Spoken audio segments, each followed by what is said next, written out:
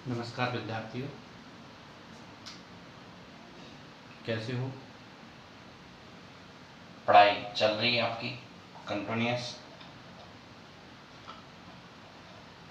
और लेक्चर्स भी समय पर आपको प्रोवाइड किए जा रहे हैं। तो कल तक हमने इलेक्ट्रिक डायपोल और इलेक्ट्रिक डायपोल मूवमेंट ये पढ़ा था, इसकी क्या यूनिट होती है। कुछ कंसेप्ट चीज और हैं, इलेक्ट्रिक फील्ड से संबंधित भी हैं।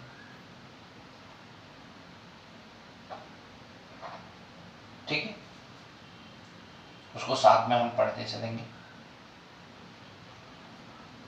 तो हम दोबारा से इलेक्ट्रिक फील्ड को अगर देखें, हम विद्युत क्षेत्र को देखें, विद्युत क्षेत्र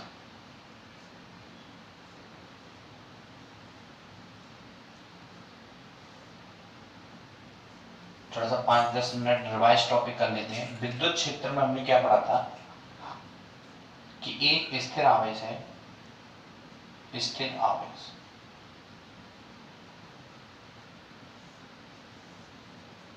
और हम जानते हैं कि स्थिर आवेश हो तो वो अपने चारों ओर एक इलेक्ट्रिक फील्ड उत्पन्न करता है। ये इलेक्ट्रिक फील्ड उत्पन्न करता है। अगर इस इलेक्ट्रिक फील्ड में हम कोई Q0 टेस्ट चार्ज लाएं तो या तो वो आकर्षण का अनुभव करेगा या प्रतिकर्षण का। अगर ये पॉजिटिव चार्ज है तो ये आकर्षण का अनुभव करेगा, सॉरी प्रतिकर्षण का, और ये नेगेटिव चार्ज है तो ये आकर्षण का अनुभव करेगा। और जैसे ही आकर्षण और प्रतिकर्षण का अनुभव करता है, उसी के अनुपात में या उसी के संगत विद्युत क्षेत्र की दिशा डिफाइन होती है। तो विद्युत क्षेत्र को, विद्युत क्षेत्र एक सदिश राशि है, ये हमने पढ़ा है, एक वेक्टर क्वांटिटी है। इसकी जो दिशा होती है वो प्लस क्यू आवेश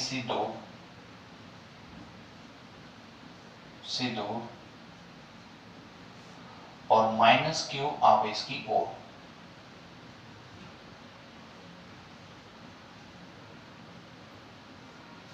ठीक है, विद्युत क्षेत्र को जो प्रदर्शित किया जाता है वो विद्युत बल रेखाएं, विद्युत बल रेखाओं से प्रदर्शित किया जाता है। ठीक है, कुछ मोस्ट लाइंस हैं, विद्युत बल रेखाओं से प्रदर्शित किया जाता है। जैसे कि ये विद्युत बल रेखा है, और इस विद्युत बल रेखा के किसी भी पॉइंट पर, जैसे ये P है, ये R है, इस पॉइंट पर हमें विद्युत क्षेत्र की दिशा देखनी है तो हमको क्या करना पड़ेगा, यहाँ पे एक टेंजेंट लाइन खींचनी पड़ेगी, स्पर्श रेखा खींचनी पड़ेगी।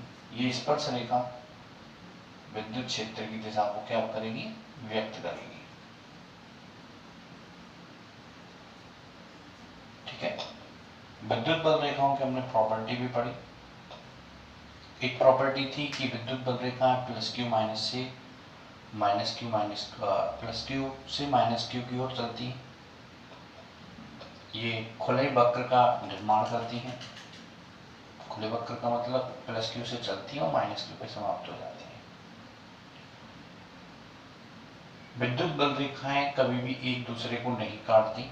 अगर काटती हैं तो उस कटान बिंदु पर, जैसे अगर एक विद्युत बल रेखा ऐसे, एक विद्युत बल रेखा ऐसे, तो इस कटान बिंदु पर विद्युत क्षेत्र की कितनी दिशा हो जाएंगी, 2। जबकि किसी एक पॉइंट पर विद्युत क्षेत्र की क्या दिशा होती है, केवल एक होती है। जहां विद्युत बल रेखाएं पास पास होती हैं, जैसे ये पास पास है विद्युत बल रेखाएं, वहां पे विद्युत क्षेत्र प्रबल होता है, और जहां पर विद्युत बल रेखाएं दूर दूर होती हैं वहां पे विद्युत क्षेत्र दुर्बल होता है। विद्युत क्षेत्र दो प्रकार का होता है।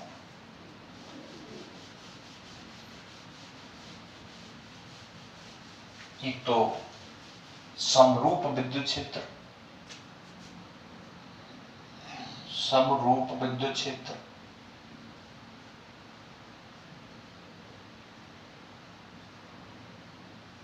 और एक होता है असमरूप विद्युत क्षेत्र।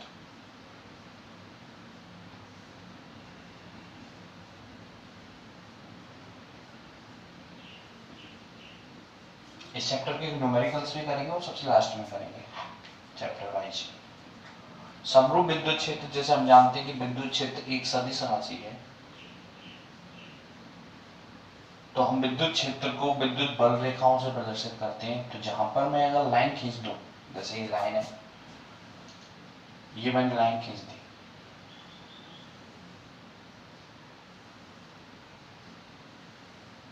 तो ये लाइन विद्युत बल रेखाएं हैं, यानी विद्युत बल रेखाओं से विद्युत क्षेत्र को प्रदर्शित किया जाता है, और ये विद्युत बल रेखा ही विद्युत क्षेत्र है। अब इसमें समरूप विद्युत क्षेत्र कैसे है? सदिश के लिए हमें की देखना होता है परिमाण और दिशा, ये देखना होता है। हमने 11वीं क्लास में भी पढ़ा है कि वे राशियां जिनका परिमाण और दिशा समान होती है, समांतर सदिश पढ़े हमने, समान सदिश, वे सदिश जिनमें परिमाण भी समान हो और दिशा भी समान हो। ठीक है, तो इनमें परिमाण कैसे देखा जाता है? इनमें परिमाण ऐसे नहीं कि उसकी लेंथ से देखा जाता हो, नहीं, यहाँ पे इसके दो रेखाओं के बीच की दूरी से देखा जाता है। ये ठीक है। अगर आपसे पूछे कि विद्युत क्षेत्र में परिमाण किसे देखा जाता है, तो विद्युत क्षेत्र में परिमाण दो बल रेखाओं के बीच की दूरी से देखा जाता है। अगर ये दो बल रेखाओं के बीच की दूरी नियत है, और दिशा तो आप देख रहे हो बिल्कुल सही डायरेक्शन है, ठीक है, तो वो कहलाएगा समरूप विद्युत क्षेत्र। अगर ऐसे है,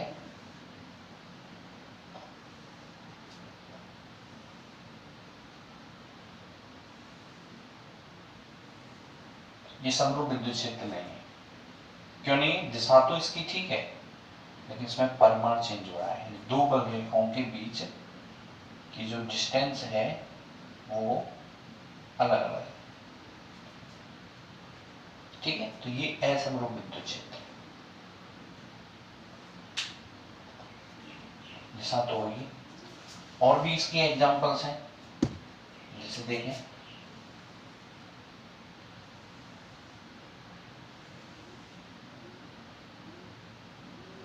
परिमाण भी नियत है, दिशा भी नियत है, तो हम क्या कहेंगे? ये समरूप विद्युत क्षेत्र है। परिमाण नियत ना हो, दिशा नियत ना हो, इन दोनों में से एक नियत ना हो, तो वो असमरूप विद्युत क्षेत्र है। ठीक है,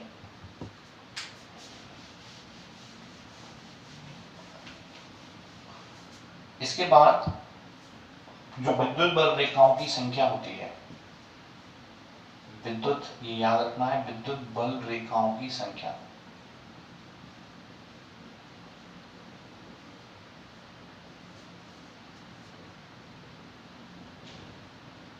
विद्युत बल रेखाओं की संख्या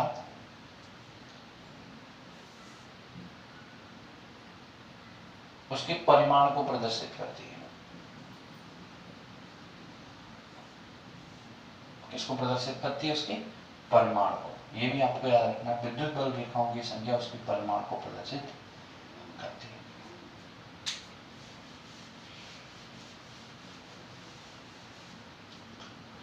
कहीं पर CBSE में एक क्वेश्चन पूछा गया था कि Q इज ग्रेटर देन 0 तथा Q इज लेस देन 0, इनके लिए विद्युत बल रेखाएं बनाइए। ठीक है, क्वेश्चन है, अच्छा क्वेश्चन है। ये ऐसे भी पूछा गया था, Q1 is Q2 is greater than 0 और Q1 Q2 is less than 0, इनकी प्रकृति क्या है? दोनों क्वेश्चनों के बारे में डिस्कस करते हैं। Q1 इज ग्रेटर देन 0, अगर कोई राशि 0 से बड़ी है तो इसका मतलब है वो धनात्मक है, तो Q पॉजिटिव है, ऐसा समझा जाता है। और Q जब 0 से छोटा है तो हम कहेंगे कोई भी राशि 0 से छोटी होती है तो वो नेगेटिव है। तो पॉजिटिव के लिए ये पॉजिटिव है, पॉजिटिव के लिए विद्युत बल रेखाएं क्या होती है, प्लस से बाहर निकलते हैं। आपको याद रखना है विद्युत बल रेखाएं प्लस चार्ज से बाहर निकलती हैं और माइनस चार्ज की भी और क्या करती हैं, प्रवेश करती हैं। ये जो विद्युत बल रेखाओं का चित्र हो गया वो हो गया Q ग्रेटर देन 0। अगर Q लेस देन 0 का बनाना हो तो माइनस, इसमें क्या करेंगे, प्रवेश करेंगे।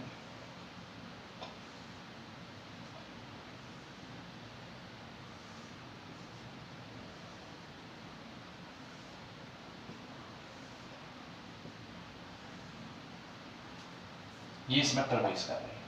तो ये जो चित्र हो गया वो हो गया Q लेस देन 0। एक बार 2004 में ये केंद्रीय शिक्षा बोर्ड में पूछा गया है।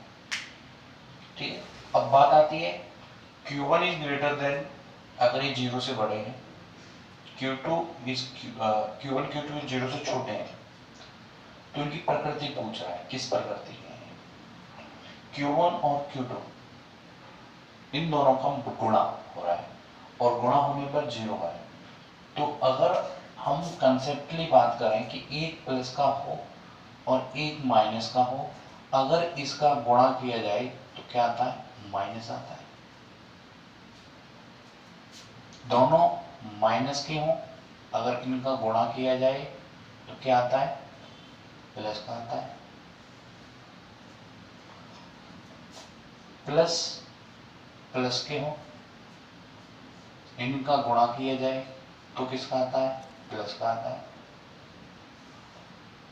और एक माइनस का हो एक प्लस का हो, इसका गुणा किया जाए तो क्या आता है, माइनस आता है। माइनस जो राशि है वो होती है 0 से छोटी और प्लस जो राशि होती है वो होती है 0 से बड़ी। ऐसा ही समझते हैं, ये गुणा है। ये जनरल कंसेप्ट की बात करते हैं। अगर प्लस का माइनस से गुणा किया जाए तो माइनस आएगा, वो 0 से छोटा होगा। ऐसे ही अगर Q1 को हम प्लस में, तो इनमें इन दोनों में से ऐसी कौन सी राशि हो 0 से बड़ी हो, देखो, या तो ये माइनस माइनस के हो या ये प्लस प्लस के हो। तो समझ गए आप इन चिन्हों को देखते हुए, ये दो कंडीशन हो रही है। इन दोनों कंडीशनों में ये Q1 और Q2 या तो दोनों के माइनस के होने चाहिए या दोनों किसके होने चाहिए, प्लस के होने चाहिए। जब दोनों आवेश प्लस के होते हैं या दोनों आवेश माइनस के होते हैं तो उनके मध्य में क्या लगता है, प्रतिकर्षण। तो ये वाली कंडीशन तो किसकी है, प्रतिकर्षण की। ठीक है, और लेस देन 0 है, ये दो कंडीशन है। लेस देन 0 का होगा तो एक प्लस का हो एक माइनस का हो, एक माइनस का हो या दूसरा प्लस का हो। इसमें क्या होगा, जब एक प्लस का होता है एक माइनस का होता है तो वहां कौन सी प्रकृति होती है, आकर्षण प्रकृति होती है।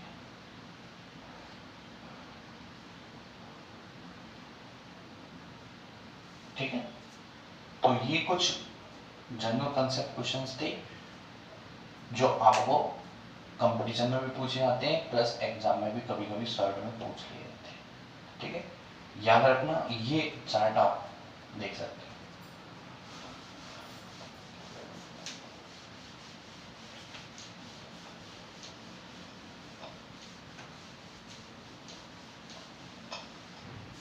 कभी कभी और ऐसा क्वेश्चन पूछता है वो 7n14 पर आवेश का मान क्या होगा, मान क्या होगा।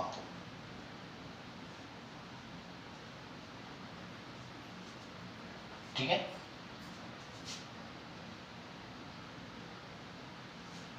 7 एंड 14 पर आवेश का मान क्या होगा? आवेश के हमने एक ही फॉर्मूला पढ़ा है, Q बराबर m। अगर किसी वस्तु पर आवेश है तो वो इलेक्ट्रॉन्स का पूर्ण होता है। अब n है इलेक्ट्रॉन्स की संख्या। अब यहाँ कितने इलेक्ट्रॉन है? तो आप बताओगे यहाँ पर है 7 इलेक्ट्रॉन। कितने इलेक्ट्रॉन? 7। E का मान कितना होता है? सबको पता है 1.6 into 10 to the power -19 coulomb. यही होता है, वैल्यू रख दो। Q बराबर 7 into 1.6 into 10 to the power -19 coulomb. तो क्या हो जाएगा?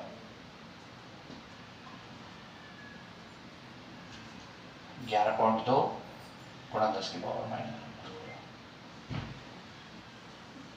तो ये आप बता सकते हो कि 7 एंड 14 पर आवेश का मान क्या होगा। ये छोटे छोटे क्वेश्चन हैं जो हम बीच में कराते रहेंगे।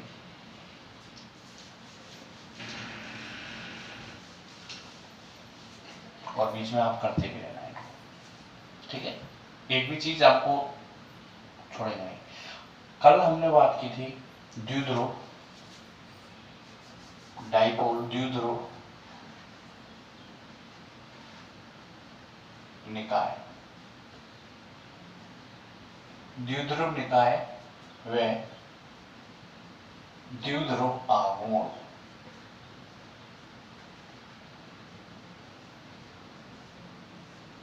ठीक है, द्विध्रुव निकाय, द्विध्रुव आघूर्ण। अब द्विध्रुव का मतलब है दो आवेश, दो आवेश जो परिमाण में समान और प्रकृति में यानी विपरीत प्रकृति के हों, विपरीत प्रकृति के हों। ठीक है, दो आवेश जो परिमाण में समान विपरीत प्रकृति के हों, या तथा लगा सकते। तो क्या होगा? विपरीत प्रकृति के हों और अल्प दूरी पर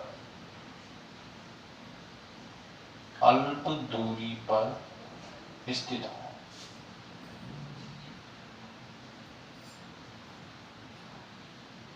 ठीक है, तो जो निकाय बनेगा जैसे प्लस क्यू, एक माइनस क्यू, और इनके बीच की जो डिस्टेंस है वो है आपकी 2d। कुछ भी मान सकते हो, कुछ बुक्स में d दे रखी है, तो आपको ये जो सिस्टम बना है वो आपका द्विध्रुव है। अब प्लस क्यू और माइनस क्यू को मिलाने वाली जो रेखा है ये कहलाती है द्विध्रुव अक्ष। द्विध्रुव अक्ष यानी इसका नाम दूसरा है द्विध्रुव की अक्षीय रेखा। याद रखना है, इसको बोलते हैं अक्षीय रेखा। अगर आपसे पूछा जाए कि अक्षीय रेखा क्या होती है, द्विध्रुव में प्लस क्यू और माइनस क्यू आवेश को मिलाने वाली रेखा। अब इसका एक मिड पॉइंट होगा, यहाँ पे एक मिड पॉइंट है, तो अक्षीय रेखा के लंबवत और मिड पॉइंट से, मध्य बिंदु से ये वाली रेखा, अक्षीय रेखा के लंबवत और मध्य बिंदु से, द्विध्रुव के मध्य बिंदु से गुजरने वाली रेखा को हम बोलते हैं निरक्षीय रेखा या द्विध्रुव की निरक्षीय रेखा। इसको उदासीन रेखा भी कहते हैं, उदासीन रेखा। इसको विषुवत अक्ष भी कहते हैं, विषुवत अक्ष, विषुवत अक्ष। बहुत सारे नाम है इसके। ठीक है, क्या परिभाषा होगी इसकी? द्विध्रुव की अक्षीय रेखा के लंबवत तथा उसके मध्य बिंदु से गुजरने वाली रेखा को हम निरक्षीय रेखा कहते हैं। तो ये कुछ जनरल कंसेप्ट है, उनको आपको देखना पड़ेगा। अब बात आती है द्विध्रुव आघूर्ण। द्विध्रुव आघूर्ण को हम P वेक्टर से प्रदर्शित करते हैं। और इसकी परिभाषा क्या है? किसी एक आवेश का परिमाण, और परिमाण की बात होती है तो ना प्लस का आता है ना माइनस का आता है, एक आवेश का परिमाण Q इंटू दोनों आवेशों के बीच की दूरी, या दोनों आवेशों के बीच की दूरी का गुणनफल क्या कहलाता है? द्विध्रुव आघूर्ण कहलाता है। इसको हम पी वेक्टर से प्रदर्शित करते हैं। अब पी वेक्टर लगा रहा है तो इसकी ये कैसी राशि है? सदिश राशि है। कैसी राशि है? सदिश राशि है। अब सदिश राशि है तो इसकी क्या होगी? दिशा होगी, और इसकी दिशा होती है माइनस क्यू से प्लस क्यू की ओर। इसकी क्या दिशा होती है? माइनस क्यू से प्लस क्यू की ओर इसकी दिशा होती है। ठीक है, अब इसका मात्रक पढ़ लेते हैं। जैसे हम कल वैसे हमने इसको पढ़ रखा था, लेकिन आज इसको रिवाइज करते हैं। मात्रक, इसका मात्रक क्या होगा? आवेश का मात्रक होता है कूलम, और 2a इसके बीच की दूरी है, दूरी का मात्रक होता है मीटर, कूलम इंटू मीटर। इसी को हम बोल देते हैं डिवाइड। क्या बोल देते हैं? डिवाइड।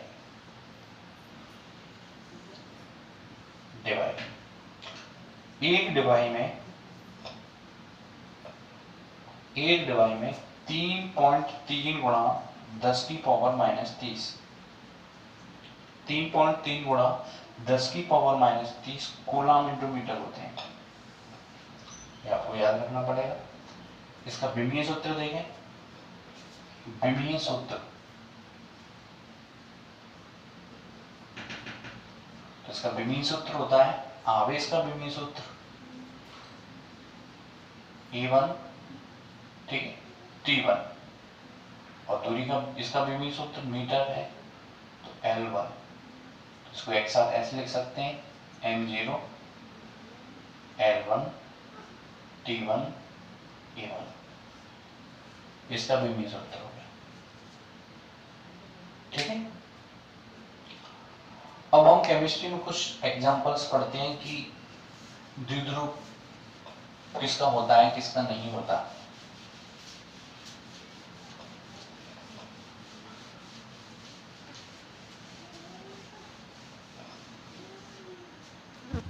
द्विध्रुव किसका होता है किसका नहीं होता।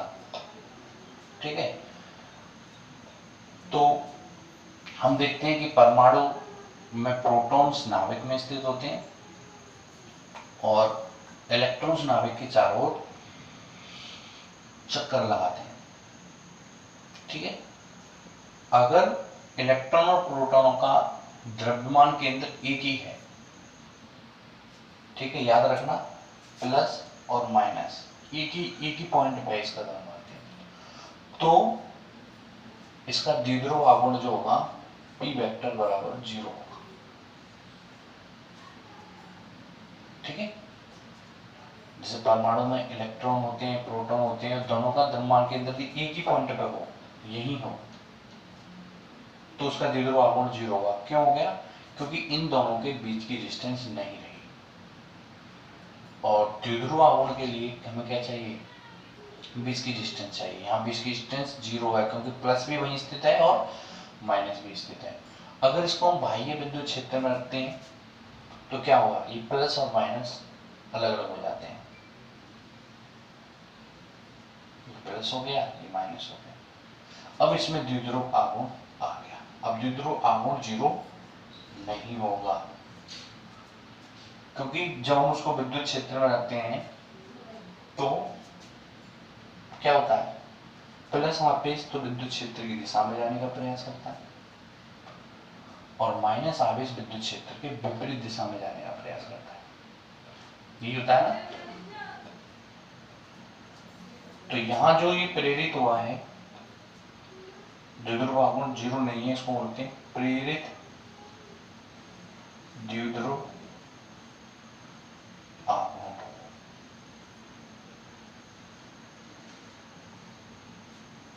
ठीक है, ये प्रेरित द्विध्रुव आघूर्ण। बहुत से इसके एग्जाम्पल हैं द्विध्रुव आघूर्ण के, HCl, NaCl, क्योंकि इसमें H प्लस और Cl माइनस। ठीक है, ऊपर देखिए एक एक Na plus plus Cl minus, परिमाण में समान है, ऊपर भी चार्ज प्लस का है, प्लस वन है, और ऊपर भी का चार्ज ये माइनस वन है। तो क्या हुआ, परमाणु में जो समान हुआ और प्रकृति में एक दूसरे के विपरीत है, कुछ डिस्टेंस पर भी है, अल्प डिस्टेंस है, तो इसमें द्विध्रुव आघूर्ण होगा। तो ये द्विध्रुव आघूर्ण के कुछ उदाहरण है, HCl, NaCl, HBr, HI। ठीक है, कुछ अणु भी होते हैं, ध्रुवीय अणु और अध्रुवीय अणु। तो ध्रुवीय अणु जिनमें ऋणावेश और धनावेश का वितरण केंद्र अलग अलग होता है, वो ध्रुवीय अणु होते हैं, और जिनमें धनावेश और ऋणावेश का वितरण केंद्र एक ही होता है, वे अध्रुवीय अणु होते हैं। लास्ट टॉपिक में हम इसको देखेंगे जब हमारा चौथा चैप्टर आएगा, उसमें और इसकी अच्छी तरीके से जानकारी देंगे। अब बात करते हैं इसके एक डेरिवेशन की। तो क्वेश्चन कैसे पूछा जाता है, द्विध्रुव की अक्षीय रेखा पर, द्विध्रुव की अक्षीय रेखा पर विद्युत क्षेत्र की तीव्रता।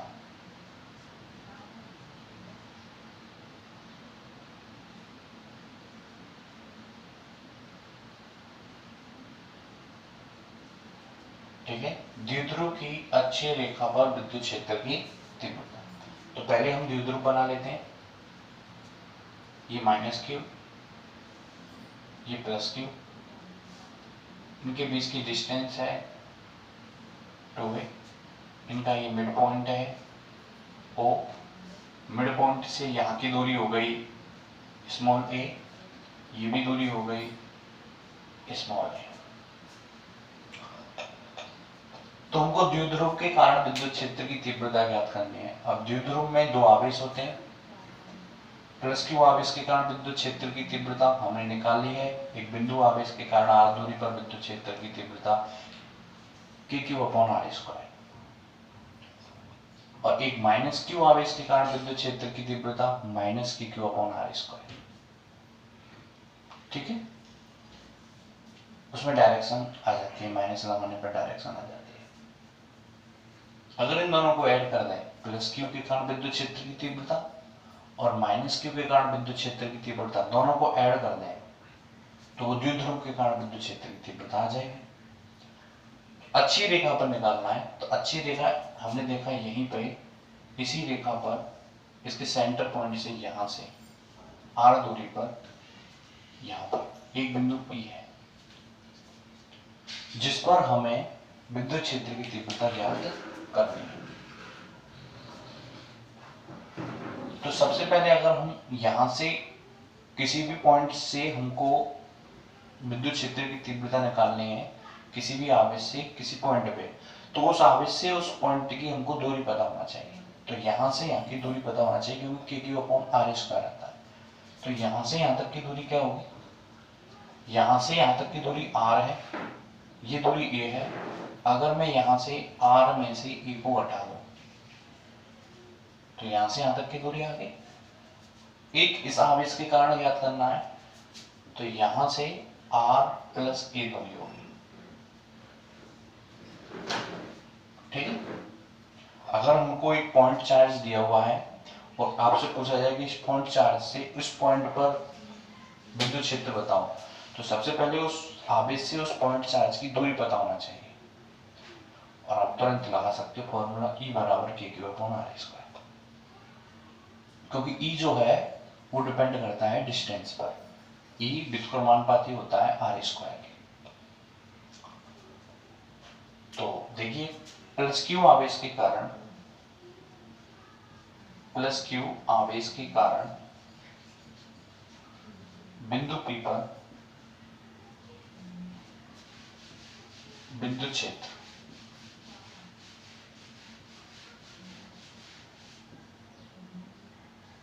E1 बराबर KQ अपॉन R स्क्वायर। और R होता है, अब R यहां से यहां तक कितना है, वह है R माइनस ए का होल स्क्वायर। ठीक है, वेक्टर लगा दो। इसकी डायरेक्शन देखिए, डायरेक्शन क्या है इसकी, प्लस क्यू से विद्युत क्षेत्र की दिशा क्या होती है, बाहर की ओर। तो E1 की डायरेक्शन होगी ऐसे, E1, और माइनस क्यू अंदर की ओर, तो E2 की डायरेक्शन होगी ये। ठीक है, तो हम लिखेंगे OP के अनुदिश, OP के अनुदिश।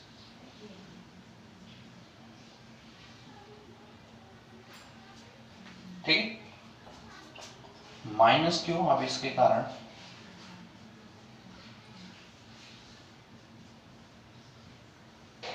बिंदु P पर विद्युत क्षेत्र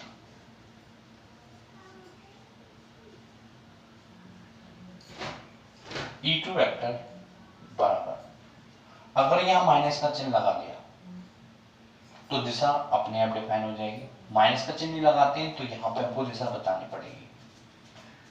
KQ यहां से यहां तक की डिस्टेंस R प्लस ए का होल स्क्वायर। अब इसकी दिशा कहाँ है, P से O के अनुदिश, PO के अनुदिश।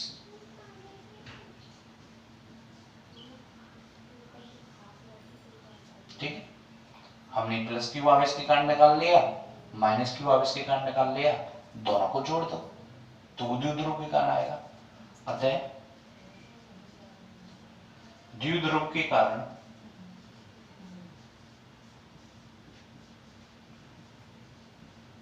विद्युत क्षेत्र की तीव्रता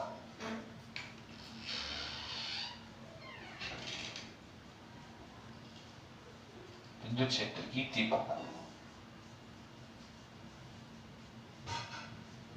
तो इनको जोड़ दो।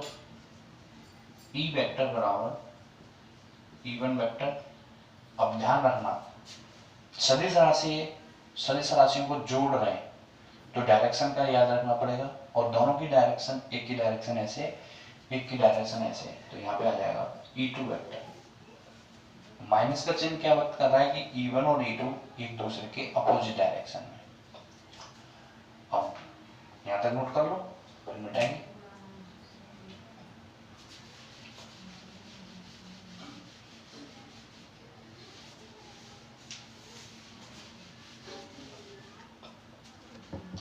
अब यहां से देखो, E1 में से E2 को घटा रहे हैं तो परिणामी दिशा E1 की दिशा में होगी, तो इसी दिशा में आपका क्या आएगा, E वेक्टर आएगा। ठीक है, और द्विध्रुव आघूर्ण की दिशा माइनस क्यू से प्लस क्यू की ओर होती है, तो इसी दिशा में आपका P वेक्टर है।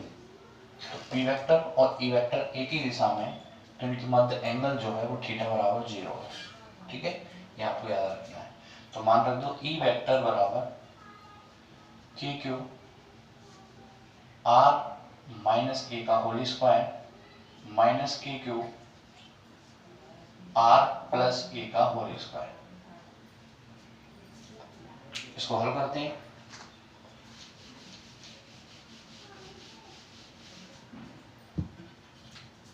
KQ आप कॉमन ले लो, 1/r माइनस ए का whole square minus 1/r plus A का होल स्क्वायर। KQ, ठीक है, एलसीएम ले लिया हमने, इसको ऐसे लिख सकते हैं r माइनस ए और r प्लस ए का होल स्क्वायर टोटल में।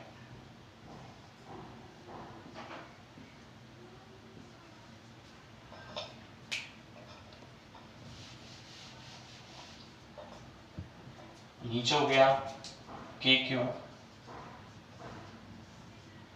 Are square minus A square का होल स्क्वायर। कैसे? ये हो गया ए माइनस बी और ये है ए प्लस बी, और आपने 10th स्टैंडर्ड में पढ़ा है ए माइनस बी और ए प्लस बी का मल्टीप्लाई होता है ए स्क्वायर माइनस बी स्क्वायर। तो इससे कैंसिल हो गया, तो यहाँ जाएगा आर प्लस ए का होल स्क्वायर माइनस, इससे ये कैंसिल हो गया, यहाँ जाएगा आर माइनस ए का होल स्क्वायर। ठीक है, इसको आगे सॉल्व करते हैं, साथ ही साथ समझते हुए रिटर्न करते चलना। क्यों इसको खोलेंगे, अगर इसको खोलने की बजाय अगर इसको हम ए स्क्वायर मान लें, इसको बी स्क्वायर मान लें, तो एक बार इसको जोड़ दें और एक बार इसको घटा दें, तो R plus A plus R minus A. ठीक है, एक बार इनको जोड़ दें और एक बार घटा दें, ये तो एक हो गया, R plus A minus R minus A बटे R square minus A square का होल स्क्वायर। अब देखिए ए से ये कैंसिल हो जाएगा, यहां हो जाएगा 2r के क्यू, ए से ये कैंसिल हो गया 2r, और यहां किसे कैंसिल हो रहा है, माइनस का बाहर चिन्ह है तो ये प्लस का हो जाएगा, ये माइनस का, तो r से r कैंसिल हो जाएगा, ये हो जाएगा 2a upon R square minus A square का होल स्क्वायर के Q 4ra upon R square minus A square का होल स्क्वायर। अब यहां एक चीज देखो कि 2a जो ध्रुव के बीच की दूरी थी 2a वो बहुत अल्प थी, अगर उसको a कर दिया जाए तो वो और भी अल्प हो जाएगी, और उस अल्प राशि का जब वर्ग करोगे तो वो और भी छोटी हो जाएगी। ठीक है, तो आर स्क्वायर अपने आप में बहुत बड़ी डिस्टेंस है, उसका वर्ग करोगे तो और भी बड़ी हो जाएगी, बड़ी राशि का वर्ग करोगे तो बड़ी होती है, छोटी राशि का वर्ग करते हो तो वो और भी छोटी हो जाती है। 0.1 का वर्ग करते हैं तो 0.01 आता है, 001, तो वो छोटी राशि है। ठीक है, तो हम क्या करेंगे, इस r के सापेक्ष, r बहुत बड़ा है a के सापेक्ष, तो r स्क्वायर और भी बड़ा हो जाएगा किसके सापेक्ष, a स्क्वायर के सापेक्ष, तो a r स्क्वायर के सापेक्ष a स्क्वायर को हम लगभग नगण्य मान लेंगे मैथमेटिकल में, यानी a स्क्वायर को लगभग हम क्या मान लेंगे, 0 मान लेंगे। तो क्या आएगा, k Q 4ra upon R square minus 0 का होल स्क्वायर के क्यू बराबर में ये वेक्टर चल ही रहा है, इसको तोड़ लेते हैं 2, ठीक है, 2r और 2a, 2 को यहां से अलग कर लिया, r और 2 था वो इसके साथ लिख दिया, r की पावर 4, इसे कैंसिल, के क्यू। ठीक है, अब इस s को सॉल्व करने के लिए क्या करते हैं हम, 2 को यहां ले लिया और q और 2a, इस 2 को आगे ले लिया और इस q को इसके साथ लिख दिया अपॉन r क्यू। ये q इंटू 2a, ऐसा हमने क्यों किया है कि q इंटू 2a क्या हो जाएगा, p हो जाएगा, तो यह आ जाएगा 2kp अपॉन r क्यू। ठीक है, और सामने चल रहा है e वेक्टर, अब e वेक्टर और p वेक्टर की दिशा एक दूसरे के क्या है, सिमिलर नहीं है, तो यहाँ पे भी हम वेक्टर लगा देंगे। ये जो आपको विद्युत क्षेत्र की तीव्रता निकल के आई है, अगर एक दूसरे के अपोजिट होती तो माइनस का चिन्ह लगा देते, तो ये जो निकल के आया वो निकल के आया अच्छी रेखा पर, किस पर, अच्छी रेखा पर। ठीक है, यहां भी जो है ई वेक्टर जो है वो डिपेंड कर रहा है दूरी पे, ई वेक्टर डिपेंड कर रहा है किस पे, दूरी पे, तो दूरी के किसके, घन के। ठीक है। ठीक है, तो अच्छी रेखा पर विद्युत क्षेत्र की तीव्रता होती है वो दूरी की घन की क्या होती है, व्युत्क्रमानुपाती होती है। ठीक है, कल हम निरक्षीय रेखा पे पढ़ेंगे। तब तक के लिए इसको आप रिटर्न कीजिए और किताब के क्वेश्चन जो है उनको भी करिए। कमेंट में या फोन करके कुछ क्वेश्चन अगर सॉल्व करवाना चाहते हो वो कह सकते हैं, अगर आपको नहीं होते तो। Thank you for watching.